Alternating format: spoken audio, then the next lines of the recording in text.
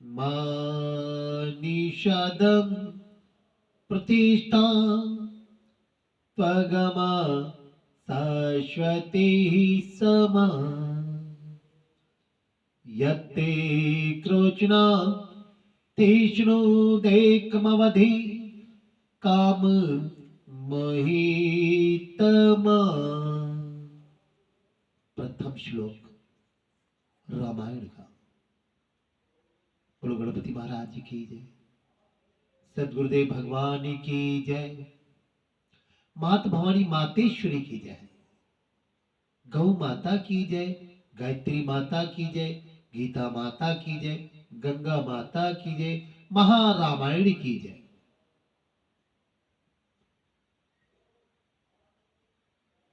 और उसके बाद रामायण जो समय से पहले आपको अवगत करने के लिए आई और ये दर्शाया कि हर युग में ये रामायण संसार का, प्रकृति का उद्धार करेगी। और ऐसा हो रहा है हर युग में, हर समय में, हर काल में। जब पढ़ो, जब सुनो, अभी की घटना लगती है, हमारी लगती है कि सब मेरे साथ भी हो रहा है, मेरे समाज में हो रहा है, मेरे परिवार में हो रहा है, मेरे देश में हो रहा है, विश्व में भी ऐसा हो रहा है, ऐसा लगता है।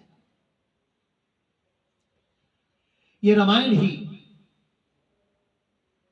पूरे ब्रह्मांड में 5 तत्वों से जन्मे शरीर का व्याख्यान कर देती है।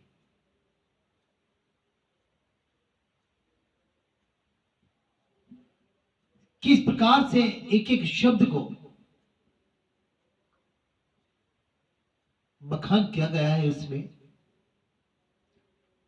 कोटि कोटि नमन करते हैं महर्षि वाल्मीकि जी को, जिन्होंने राम नाम का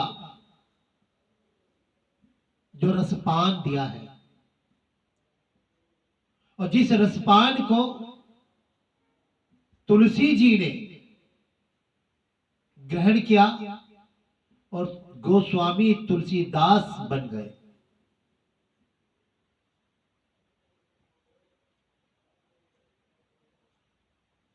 वो रामायण आज भी हर परिवार का एक हिस्सा है, हर व्यक्ति का एक कहानी है। ऐसा होगा, ऐसा हुआ है, ऐसा हो चुका, ये सब बातें उसमें समझ में आती है।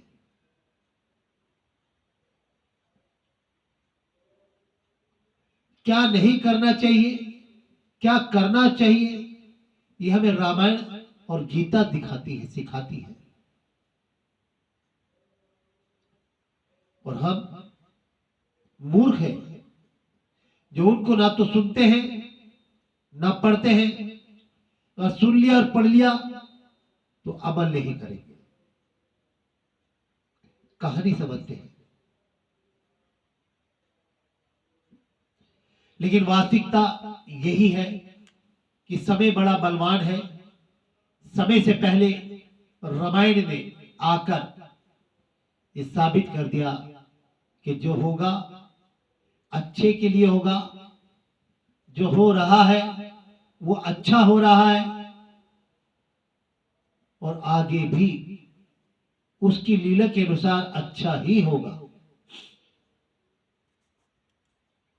एक समय जिसको जप कर जीव हो भव सागर से पार, जिसको जप कर जीव हो भव सागर से पार, अगला अध्याय कपिल करे विस्तार। एक समय जब समुद्र का पुत्र जलंधर अपनी स्त्री वृंदा के साथ, अपनी पत्नी वृंदा के साथ असुरों के सम्मानित हुआ, सभा में बैठा था। तभी गुरु शुक्राचार्य वहां पहुंचे, जिनके तेज से सब दिशाएं प्रकाशित हो गई। और तब गुरु जी को आता देख असुरों सहित सागर पुत्र उठकर खड़े हो गए, बड़े आदर के साथ उन्हें प्रणाम किया। तेजस्वी गुरु जी ने सबको आशीर्वाद दिया और फिर उनको एक दिव्य आसन पर बैठकर सब दैत्य भी जलंधर पर बैठकर आशीर्वाद देते हुए सब बैठ गए।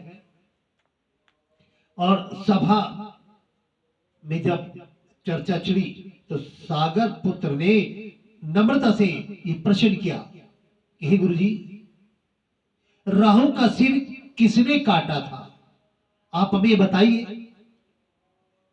इस प्रकार इससे पर शुक्राचार्य जी ने विरोचन पुत्र हिरण्यकशिपु और उसके धर्मात्मा पौत्र का परिचय देते हुए देवताओं और असुरों द्वारा मंथन की संक्षेप में सब कथा कह सुनाई। जब समुद्र से अमृत निकला तो उस समय देव रूप बनाकर राहु में पीने बैठ गया और इस पर इंद्र के पक्षपाती भगवान विष्णु ने राहु का सिर काट दिया।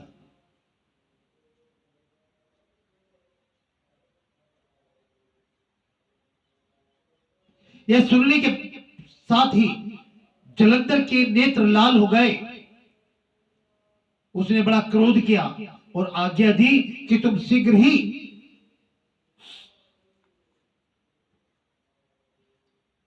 धस्मासुर नामक दूत को बुलाकर गुरु को कहा, वह सब वृत्तांत कह सुनाया। फिर अपने धस्मा नामक दूत को आज्ञा दी कि तुम शीघ्र ही इंद्रपुरी में जाकर इंद्र को मेरी शरण में लाओ। धस्मर जलंधर का बड़ा निपुण दूत था। वह शीघ्र ही इंद्र की सुधर्मा नामक सभा में जा पहुंचा और उसे जलंधर के शब्दों में इंद्र से कहा कि हे गुरुजी, राहु का सिर जिस प्रकार से उसने काटा था तो वो सुन करके उसने धस्मर नाम के अपने एक दूत को इंद्र के पास भेजा और अपने सारे शब्द उसको कहे। और सभा में जब पहुंचा तो उसे शब्दों से कहा, ये देवता धाम में जलंधर का संदेश आपके तक लाया हूं। तुमने समुद्र को क्यों मथा और मेरे पिता के सब रत्नों को क्यों ले लिया? ऐसा करके तुमने अच्छा नहीं किया। यदि तुम अपना भला चाहते हो तो उन सब रत्नों सहित देवताओं के साथ मेरी शरण में आ, अन्यथा सुराधाम में सत्य कहता हूं कि तेरा राज्य ध्वंस कर दूंगा। ये जलंधर के शब्द उसका दूत इंद्र की सभा में बोला। इंद्र यह सुनकर बहुत विस्मित हुआ और कहने लगा, पहले सागर ने मेरे भय से सब पर्वतों को अपनी कुक्षी में क्यों स्थान दिया और मेरे शत्रु दैत्यों की क्यों रक्षा की? इसी कारण से मैंने उनके सब रत्न हरण लिए। मैं सत्य कहता हूं कि मेरा द्रोही सुखी नहीं रह सकता। इंद्र की बात सुनकर वह दूत शीघ्र ही जलंधर के पास आया और सब बातें उसे कह सुनाई। यह सुनते ही वह दैत्य क्रोध के मारे अपने होठों को काटने लगा।